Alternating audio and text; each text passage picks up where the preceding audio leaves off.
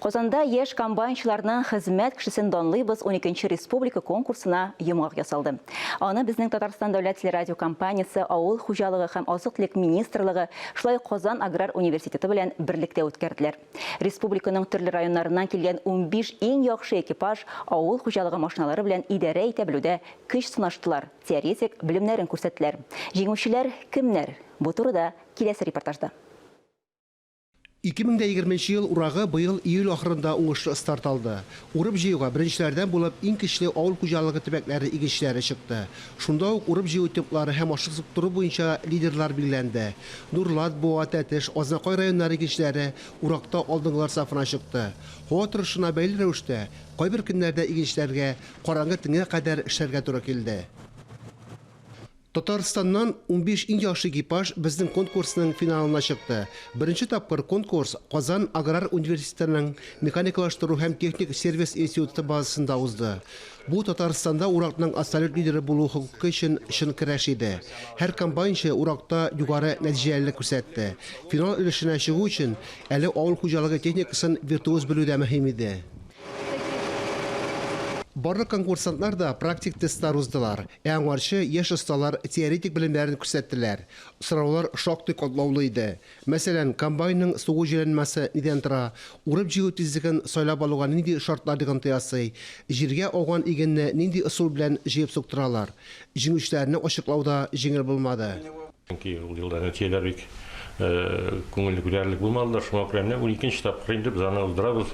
Ул гадәттә районнарда уздырыладыр я. Быел инде безнең менә Казан дәүләт аграр университетының инженерлар әзерли торган институтында, факультетында шушы 12-нче бәйгене уздырабыз. Бу безнең багышланган шушы менә үзебезнең факультетның, институтның 70 еллыгына багышланган, чөнки инде механизаторлар, комбайнерлар, алар менә шушы безнең профиль дип әйтергә кирәк.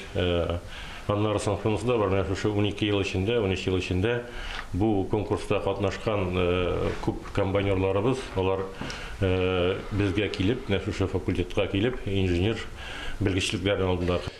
Безнең телерадиокомпания журналистлары алдынгы игенчеләр турында байтак сюжет әзерләп эфирда күрсәттеләр. Алар арасында Мөслим, Нурлат, Ютазы игенчеләре дә бар. Алар турында фильмда төшерелде. Яшь лидерларны, ярышларны оештыручылар Республика авыл хуҗалыгы һәм азык-төлек министрлыгы, аграр университет, Татарстан дәүләт телерадиокомпаниясе җитәкчелеге котлады. Мин инде беренче чиратта безнең дусларыбызга зур рәхмәт әйтәсем килә.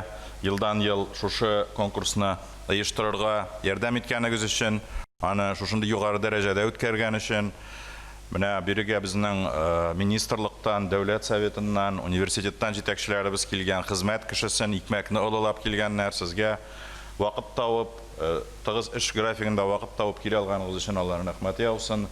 Һәм алга таба да без бу хезмәтне дәвам итәчәкбез. Игенчеләрне төрле номинацияләрдә бүләкләделәр. Рекордлы күләмдә ашлык суктыру, теоретик белемнәр, практик күнекмәләрдә исәпкә алынды. Яшь комбайнчылар конкурсында 3нче урынны Зәй районыннан Ринас Закиров алды. Пьедесталның 2нче баскычында Актаныш районы әнә хуҗалыгыннан Илмар Хәмзин, абсолют лидер булып, Нурлат сете хуҗалыгыннан Илнур Ибатуллин калды. Җиңүчеләргә премияләр, бүләкләр тапшырылды. Ихлас рәхмәт сүзләре әйтелде. Конкурс дәвам итә. Ул киләсе елның апрель аенда язгы чәчү вакытында стартылачак. Җиңүчеләр ел нәтиҗәләре буенча билгеләнә. Фанис Мөхәммәтов, Дмитрий Евторов, Мурат Мешин, Ленар Хабибуллин, Ренат Сахибгәрәев, Татарстан яңалыклары.